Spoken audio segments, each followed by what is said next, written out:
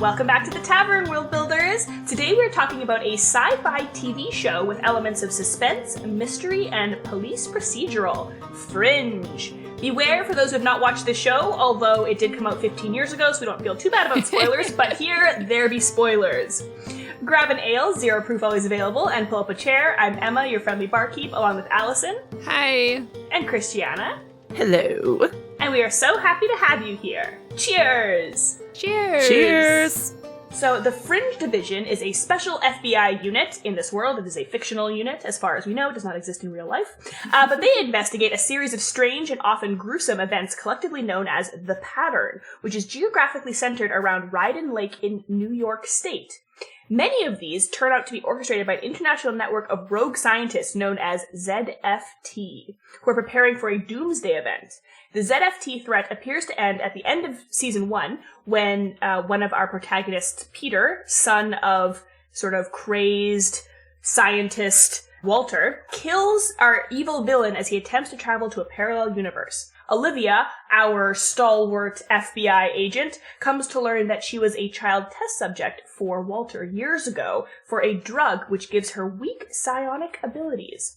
Walter struggles with adjusting to normal life after being released from I think it's an asylum, or it's a mental institution of some sort. Yeah, definitely not a great place either. It a very terrible place. So Olivia frees him from this place because she realizes that they need his help finding the pattern and its causes, because a lot of it seems to be linked to his work, and he agrees to work with her only if his son Peter also does. So Peter and Walter are kind of dragged into this and are forced to sort of reconnect after many years apart, as Walter also has difficulties in navigating the outside world. We are focusing on season 1. The show was 5 seasons in total, I believe. Yeah. And like mentioned up top, it is a bit of a procedural. So there is this overarching pattern, pun intended, throughout the whole season. But each episode sort of tackles a different supernatural event, which our team then goes in to investigate. So there's a lot that happens in this show. And before we get into the meat of our discussion, we're going to hop on over to Happy Hour and now talk about how we felt about the show. So I believe this was Allison's pick, right? You had seen this one. It was either me or Christiana. I think I both seen it. Okay, you'd both seen it before, so I was the only new person to watch it. Yeah. So you go first, Emma. Oh, me go first? Yeah. I was very meh about it. Oh, really? Yeah. Allison did tell me that she thought it got better in seasons 2 and 3, so I may try them out. I didn't hate it, but I definitely would not have watched the whole thing if it wasn't for the podcast. So when I first saw this show, I was in university and one of my friends lent it to me and was like, you have to watch this. And I was like, okay, and I trusted her because we had a lot of things we both loved. And I got through the first season, most of it, and was like, it's okay, but Olivia is really boring. Yes. I don't find her interesting at all. And she was like, what? What are you talking about? Just keep watching. I'm like, okay. And so I got to the end of season 2, and then I was hooked and was like, yeah. It explains some things about Olivia's past, and you realize she's actually really awesome. Because that is my exact issue. I found her so just bland. Yeah. I don't know that I actually see her express an emotion once throughout it. She's very it seems typical. I don't think this is a 90s show, but it feels very much like 90s procedural cop sort of thing. Then I'm just not. So I really like Walter and Peter and their father-son reconnection and stuff is very cute. Walter is great. He's played by the same actor who plays Denethor in Lord of the Rings. Yes, so I love him for that. And he's a wonderful actor. He's so fantastic. Yeah. But yeah, it was really just the fact that I did not Olivia's so boring, and I'm I don't care about you or anything that you're doing. Yeah, I felt the same. You learn a little bit more about her in the next seasons and realize sort of what has been causing that. What Emma and I are reading as bland it's actually just sort of a reluctance to be vulnerable because of things that happened in her past. That's fair. And she gets really awesome. So yeah. I do Maybe hope I'll you try watch season the next 2 season. sometime. Yeah, I watched this live as it was airing, week by week. My dad you don't and I get that both anymore. really, That's not a thing. I know. Yeah. My dad and I both really loved it. So I think part of it is a little bit of a nostalgia niceness, thinking of ordering pizza and watching Fringe with my dad kind of thing. But I will scream it from the rooftops. I need more Monster of the Week. Yes. We don't have Monster of the Week anymore. At least not nearly enough of it. I want every show to have a Monster of the Week. I love Monster of the Week. I loved the first season of The Witcher for that, and then they kind of left that in the later seasons, which was sad. Yeah. I agree. I do. So that's why I was hoping I really love it, because I do love that. I love that for me. Like, I love Buffy, I love, The Witcher for doing like Monster of the Week is really fun. And so I was kind of annoyed at the show. I'm like, I should love you. Why don't I love you? I really hope you watch season 2. Maybe I'll lend it to you to make you watch it so that you feel like you have to. It also goes into a parallel universe, which I am always entranced by, because I find it so fun seeing characters you know and love, and then seeing them a little bit different, and like what made them different, and that kind of thing. Alright. Yeah, okay. Maybe I'll give season, because I didn't hate it. I was just kind of like bored by some of it. That's fair. I think that's fair. For me, it's as soon as the observer starts observing and being weird, that's what I'm like. Yeah, he's this figure that shows up in multiple episodes and just kind of like watching things happen. He creeps me out so much. And I can't, like, I feel bad because I'm just like, he's just a bald guy. I don't have anything against bald guys. Like, it makes me feel like a bad person almost, because I literally looking at him gives me the heebie-jeebies, and I'm like, that's a real actor. Like, that's just a human being that I'm like, ew, no. But for some reason, he does not have eyebrows, which may add to a little bit of the unsettling. Something's not quite right here. Yeah. Petition for more like bad guys to just be a bald guy. I feel bad.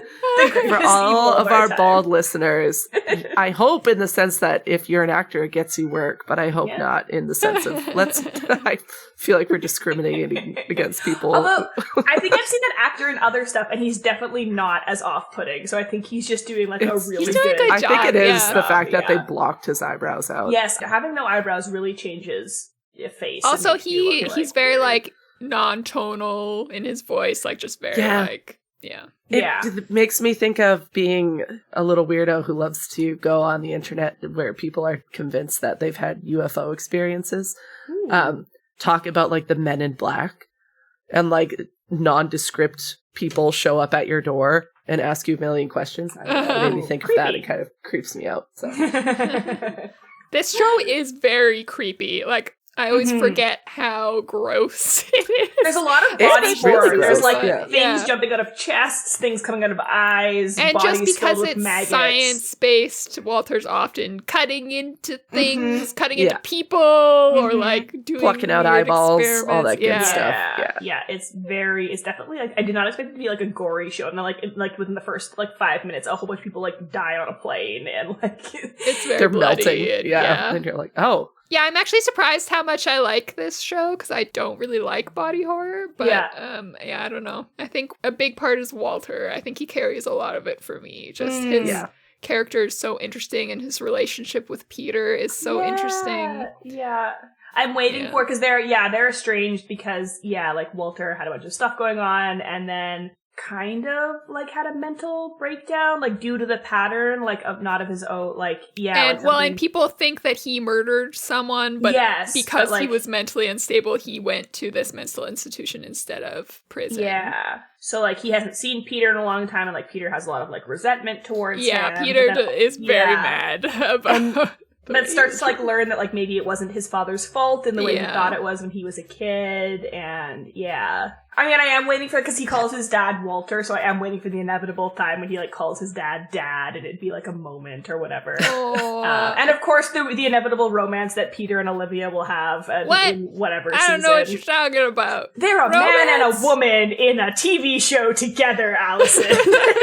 No. But with that, I think we're kind of getting into some content, so we might as well head on over to Tavern Talk. So this is a like sci-fi, like mystery kind of show. I think is the genre that we've plunked it in. I have a ton of notes in our note document because I recently finished taking a course on mystery novels. So I'm like, ooh, here's what makes a mystery novel. Here are the components. Here are some important things. So I have a lot of thoughts. Take us through it. Okay, so crime fiction is sort of the overall umbrella for like mystery, suspense, thriller, detective novels, etc. So it's usually about finding out a secret, like who committed a murder, why is the protagonist being chased by strangers, etc. So Fringe has a mystery wrapped up in each episode. It's like the mystery of the week, the monster of the week format that we love so much. But then it also has a bunch of bigger mysteries and questions. Who is the strange bald man constantly observing them? My mortal enemy. Yeah. Who is Olivia's dead boyfriend working for? Is there someone behind all these pattern events? Like, what is causing them? Mm-hmm. So I like that it has sort of those tiny mysteries and then the bigger stuff that's more enveloped. And it's all enveloped in this sci-fi genre as well. And so in mystery, the goal is usually to find out who did a crime and why. And I'm categorizing, and I've seen, and not just me, the world. Media has also categorized Fringe as a procedural, which is a specific type of mystery. Usually the focus is on the technical details of an investigation. So in the case of Fringe, this is often on the sciencey stuff that Walter does, and how like the clues come together to solve it, and usually Walter does something sciencey magic Crazy. that gives them the answer, right? Like, or at least sets Olivia on the path to finding the answer. And then in procedurals, the crime solvers are usually working under some sort of authority or the government, so that this slides in there nicely because Olivia's FBI. And I think it works really well because it's helpful in a story to have someone coming in who doesn't know what's going on, because then you're kind of in their shoes with them. Or it's like the believer versus non-believer, like X-Files. Yeah. Right? Yeah. You have that's the a good straight man too, kind of thing. Yeah. Yeah, so Olivia comes in not knowing any of this Fringe science in the first episode. She works for the FBI. She's a liaison, which I'm not exactly sure what that means, but she is sort of coming in from the outside, and her partner dies in this very weird circumstance. Actually, well, no, her partner doesn't die. Her partner... injured. He does. But he gets injured, which leads her to who she's out also Walter. He's her partner in the FBI, and also they're dating. Yeah. And so she's very motivated to figure out, like, what's happening to him, because his there's weird things happening to his body. How do I make his skin not invisible anymore? Yeah, that is so creepy. Like, see-through. His skin is translucent. It's very creepy. And so she ends up going to get Walter out of prison, and then she can't without a family member, and so she has to go get Peter too, and then the three of them are kind of the core of the show. Although I feel like Astrid is also the core of the show, and I feel bad that she doesn't like have her picture on the front cover with the other three, because I love Astrid, and the fact that Walter never remembers who she is in the beginning. That's not just the beginning. He never uses her correct name. I love that. He always calls her such a great bit. Yeah, it's very fun, and she's so patient with him. Yeah, she's like genuinely seems to like him, which is like a very sweet dynamic. Like, it's very nice. Yeah. So Fringe also has some elements of a thriller. So in a thriller, there's usually the threat of a crime. So it's not that something happened and you just need to figure out who did it, but something's going to happen, and the protagonist needs to stop it from happening, and usually they get into physical danger trying to do that. So you have like both of those things going on in Fringe, because Olivia and co are aware of the pattern and that these strange events keep happening, and they're looking for the source. Yes. And then you also have, like, in the later episodes of the season, what's the... not Robert Downey Jr. David Robert Jones. The villain. The same lyricism to it, yeah.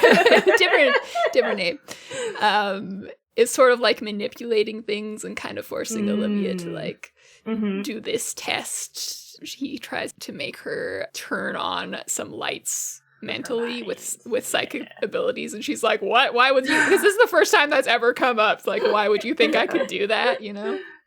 And then it turns out maybe she did, or maybe he rigged it so that she thought she did. It's unclear.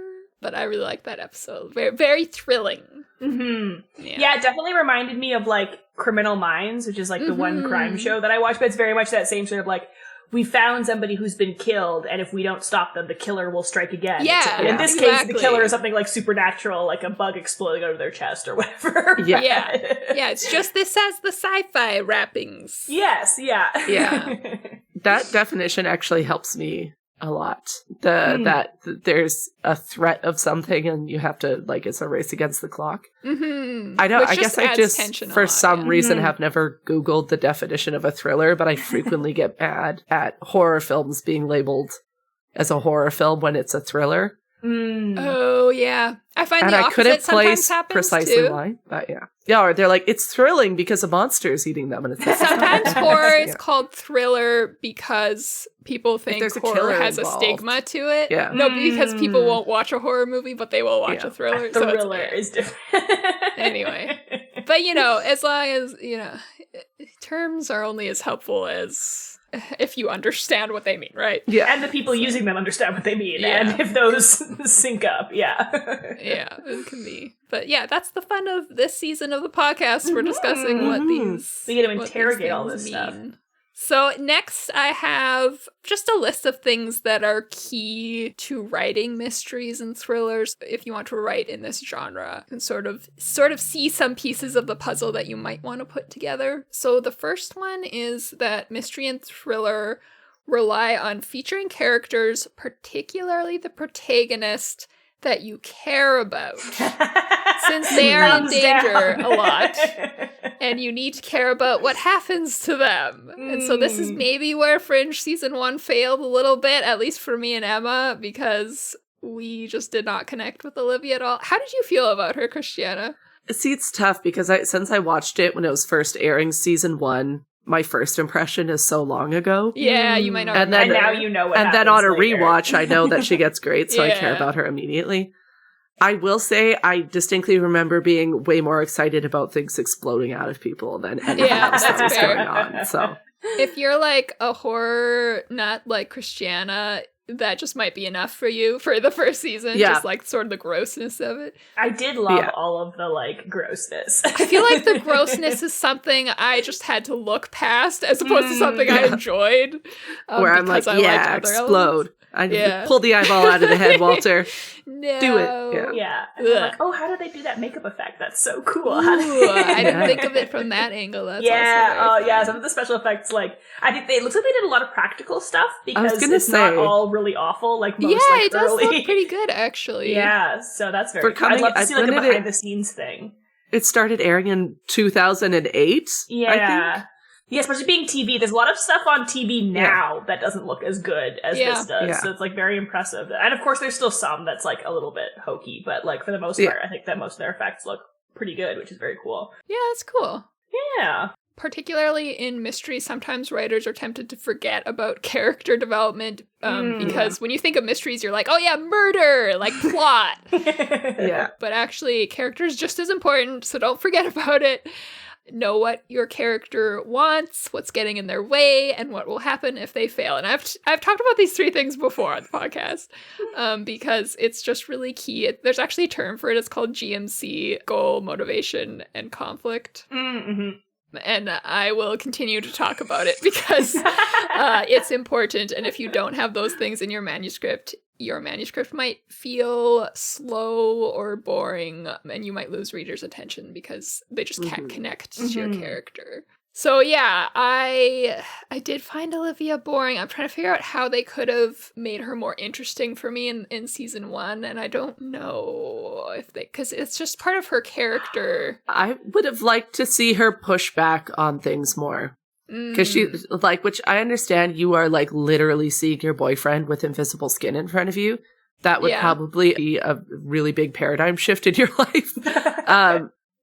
But I feel like one way they could have done that is by having her play a little bit more of a straight man, because then you would get a little more development as she continues to see more and more crazy things, slowly being like, okay. Because Okay, she's kind of the believer in this. Like, usually Almost, it's like her and Walter being like, yes, this is a paranormal thing, and Peter being like, that couldn't be. Which actually ended up getting on my nerves. Like, God, dude, we're 18 episodes in, you've seen how many supernatural things, and you're still like, this couldn't be a super... Okay. Other than the first episode where her boyfriend gets injured and then he dies in a couple episodes later, we don't really see what she cares about. Like, towards the end of this season, actually, when I did actually start to like her more, her sister and her niece come to, like, stay with her because her sister's going through a divorce and, like, is coming to live with her. And then I did like her a little bit more because you actually see her, like, oh, she cares about her niece. She cares about her sister.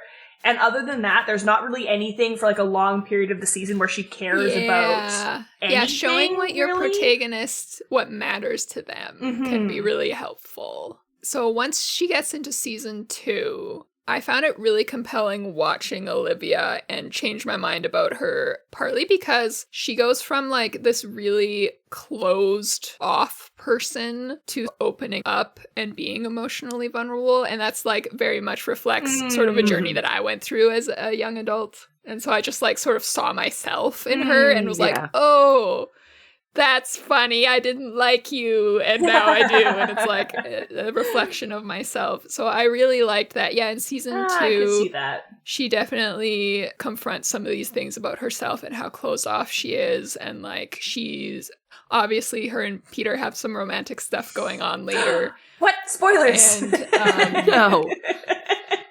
you know, her being so closed off gets in the way of that, right? Like, and so it's like, okay, yeah, I see this in myself. This is really... You see it in, like, the watch. very first episode, where right before her boyfriend gets invisible. He's not invisible. I don't know why she's describing him like that. His skin Before he gets yucky, he, like, says, I love you to her, and she doesn't say it back. And she's like, it's hard for me. She ends up telling him, I wanted to say I love you back. So even then, she doesn't directly say it to him. Yeah, because they have a whole psychic link, and she, like, goes into his subconscious, and they, like, talk and stuff. And then he gets exploded and turns invisible. Like, actually, Too little, too late, Yeah, there's a whole... Yeah, that's true, because, like, even say, like, I wanted to say I love you is not the same thing as... that's not the same as actually, like, saying it. But she's that sort would start a fight in my marriage. Absolutely. If I just turned around and said that to Adam one night, I might do it tonight just to see... just to sow discord. Listeners, try this at home and see what try happens. this at home. If you have a really strong marriage and sometimes you just like to poke the bear just to see what happens. Yeah. So once you understand her backstory, you understand her a bit better. And I kind of like that as sort of a writing technique, is like you can have your character do something that doesn't seem logical, or like, I wouldn't do that, why are they acting that way? And then if you bring it in later, their backstory, and then it actually makes sense for them to behave that way, then that's fine. It's just weird if it's like something really weird and unpredictable that you wrote because you needed that to happen for your plot. That's when it's a problem. Like, it has to actually make sense with the character. And then putting your characters in danger can be another fun way to sort of make us root for them. I still think you need something more than that, but that is like one way. And the danger doesn't always have to be physical either. It can be like social or emotional or other types of... Are they about to lose their job? Yeah. Are they about to lose their romance partner? You know, their... You know, it doesn't always have to be intense all the time. There can be other dangers that your character goes through. And then in procedurals, you also need the right characters who have the right knowledge that they can solve the crimes. So often it's like someone with forensic knowledge or something, or FBI, and in this case it's an FBI and a scientist. And Peter also often, like, brings stuff in. They often, like, use him. I always find it funny because they're, like, the FBI, so they have to go by the law. But whenever it gets inconvenient, they're like, oh, Peter, can you, like, tap this guy's phone for me? Because, like, we can't because it's illegal. What? But can you just do it? He just beats up the guy in the interrogation room. Yeah. Oh, yeah. That's my He beats up the favorite. guy. Yeah, that too. Just She's like, we can't do that. And he's like, you can't. Punches him again. Yeah, Like, because he's that's not. great. Yeah, they get him to do that all the time, and I find it like so ironic. We have these things in Which place. would still be very, very illegal anyway. Oh. but Oh yeah. Yeah. It's fun. There's. I just people find with it ironic words. because It's we fun. have these Yeah. rules in place that we expect the police to follow, but so many TV shows sort of show those things as like they're just barriers in the way of justice, and this is how you really get it done. You're like, If that happened in actually real good? life, that'd be a war crime. So let's not. Yeah. It's just amusing how often they come to Peter to do illegal Yeah. stuff for them.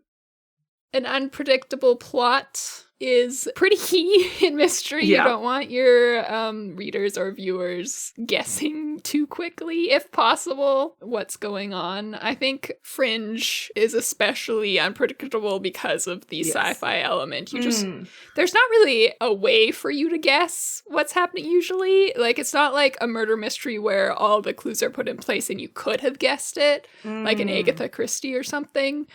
It's like, okay, this is this weird science experiment that Walter did 10 years ago and didn't remember, and now that's the pieces of the puzzle they're looking for, and it's not like something you could guess, which I don't mind in sci-fi because there are so many other interesting elements in place in Fringe, you know, the characterizations, the other mysteries. I don't mind that I can't guess it. How do you two feel? I think that might have been another reason why I didn't. Ooh, I mean, okay. I like trying to like solve the puzzle. of, Yeah. like, there's a sci-fi mystery novel that I read by called The Spare Man by an author that I really loved. So I thought I was going to love it, but then the ending turned out to be something that you could absolutely not predict coming at all because it was like a sci-fi thing. I was like, oh, he had a clone. I was like, but there was no indication that that was an option. No, I don't like that. So that, like, yeah, it's like, it does bug me a little bit. Some of the fun for me of, like, a mystery or whatever is being Is like, seeing if you is, guess like, right. thanking to Yeah. pick up on the clues. And, like, I'm I horrible do at guessing. I like never know guessing what's going to too, happen. yeah. But, like, it's fun, too. So maybe that would have drawn me in more. I don't know. That's fair. I do think it's clear with Fringe that that's not this kind of show. Yes, you're not supposed to be able to guess. At least there's yeah. not that expectation of, like, I should be able to put these clues Yeah. together, and then Mhm. the carpet is ripped out from under Yeah. you. But even with Fringe, there's like little hints. Within the first 2 episodes, they're not going to be like, oh, totally an alternate universe. Like, that's not going to happen. Yeah. But if upon rewatch, knowing that, there's like little things here and there where I'm like, Yeah, oh, it's been They're kind of interesting pointing at it a little rewatching bit, stuff.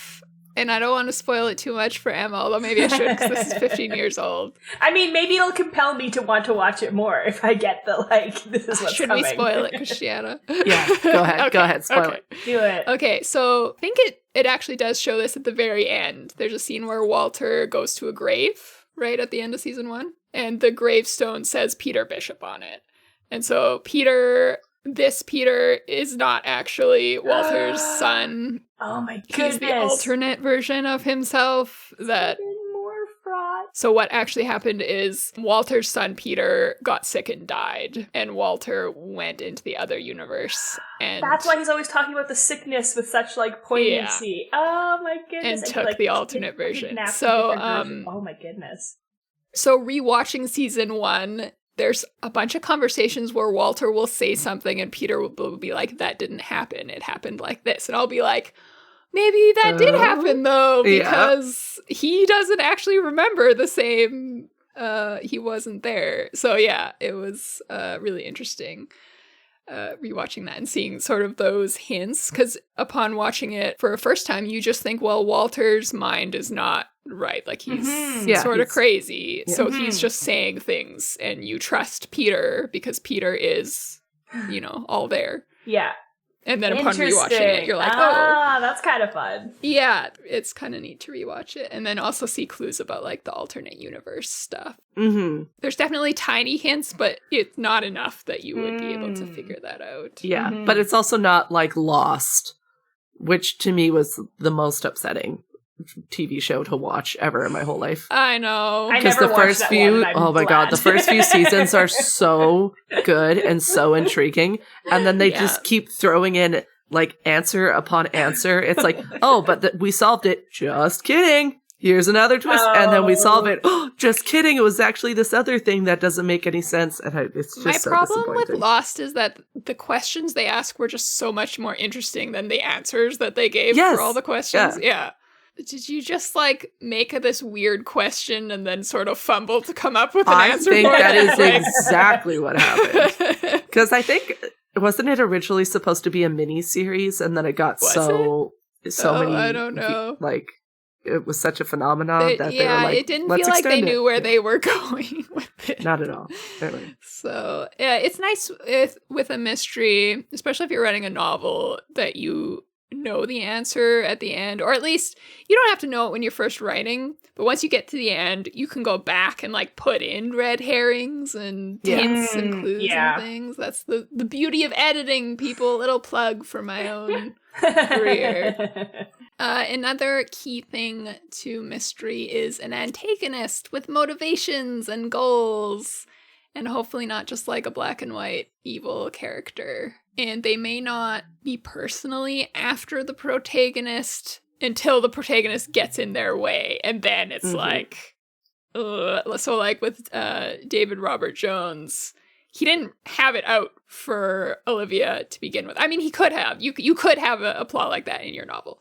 But in Fringe, it's only because Olivia gets involved that he, and for other reasons, that he starts to target her and starts to like play with her. I really like villains who like games. Like it feels like Robert Downey like, Jr.? Yeah, Robert Downey Robert Jr. Downey Jr. Yeah. I'm just gonna say that for now. It feels like he is really playing with her like a cat and a mouse. Yes. And I enjoy that in a villain. It's obviously he knows something that she doesn't. Yeah. And has this plan and is just like toying with her. Yeah. I enjoy that because it makes the villain feel powerful and like a real threat. And it also fits with him being like a researcher and stuff. He's almost like treating her like an experiment. Yeah. And so I feel like sometimes I get a tiny bit annoyed when the villain toys with people, because at that point it just kind of feels like this guy's a dick just for the sake of being a dick, and that's not the most enthralling motivation for a character.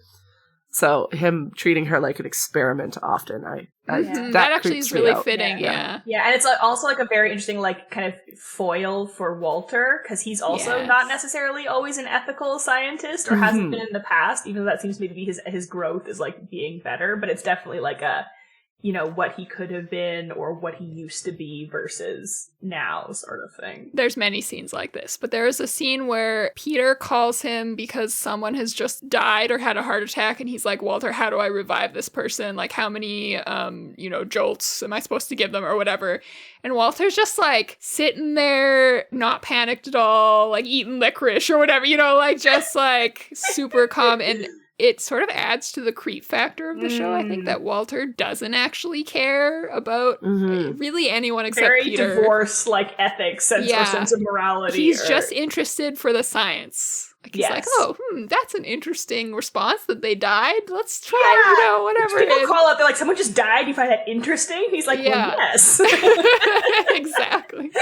Which I kind of related to. I'm like, it is interesting. He's right. Yeah, such a neat character. I love him so much. Yeah. And then, of course, in mystery, you want a fitting setting. So the setting in Fringe is largely why it feels so dark. Just all the creepy science-y things happening. Walter's lab. The lab is the setting for just a lot of stuff that happens in the show. And I think it's a really good choice. Love a creepy lab. But he does have Jean the cow in there. Yes, he does have his personal favorite character. In, like, the first episode, and it just like hangs out, and it's fantastic. There's actually a scene that I noticed this time around that I didn't really note last time, where Olivia goes into that, what do they call it? With the water with the salt. Oh, the sensory deprivation chamber. The egg chamber. And she is only wearing a bra and underwear. And I turned to Jordan and I was like, most shows would make this scene really weirdly sexualized. sexy. Like, she's in her bra and underwear, and they're like getting close-ups of the breasts and stuff, And I noticed this watch through that. To me, it just feels like a hospital setting. Like, they're using her and her underwear for vulnerability as opposed to, like, sexiness, which that's such an interesting use of nakedness that shows often don't take advantage of. Because watching her and Peter's putting those like nodes on her chest or whatever, and like nothing is sexual about it at all, and it's just like this makes me feel like I'm in a hospital, like putting on a hospital gown, just afraid of whatever procedure is about to be done to me. I thought that was just really well done. I really admired that scene upon rewatching it. But yeah, and then lastly, consequences. Those are important for a mystery. Something bad needs to happen, not just to the world, but to your character if they don't stop the bad thing from happening. So things like ticking clocks will add suspense. Personal consequences really matter. Like, this happens a lot in Fringe, particularly as the relationships between Walter and Peter, and then between the two of them and Olivia develop, because they start to really care about each other. Even Walter and Olivia start to really care about each other. And so as they're each, whoever's in danger for whatever episode, the others really care about what happens to them, right? So those are sort of my basic, I mean, there's a lot more that goes into mystery. If you like mystery and want to write it, just read more of it is really my advice. But those are sort of the basic key things that I have for you that are sort of what make up a mystery and why Fringe is so good. Solidly a mystery. Absolutely a mystery show. We could clearly keep talking about this, but for right now, we are going to jaunt on over to Proprietor's Pick. So, Allison, what do you have that is like Fringe to recommend to our listeners? Oh my gosh, I feel like I've talked so much in this episode already, and now I'm doing some more. Talk more. This is the Allison episode, apparently. I have a sci-fi mystery thriller for you as my Proprietor's Pick. Yes! It's called Recursion by Blake Crouch. It's about a NYC cop, Barry Sutton, investigating a devastating phenomenon the media has dubbed false memory syndrome, a mysterious affliction that drives its victims mad with memories of a life they never lived. Kind of like an alternate version of yourself, maybe. I don't know. I haven't read this. That's what neuroscientist Helena Smith believes. It's why she's dedicated her life to creating a technology that will let us preserve our most precious memories. If she succeeds, anyone will be able to re-experience a first kiss, the birth of a child, the final moment with a dying parent. As Barry searches for the truth, he comes face to face with an opponent more terrifying than any disease, a force that attacks not just our minds, but the very fabric of the past.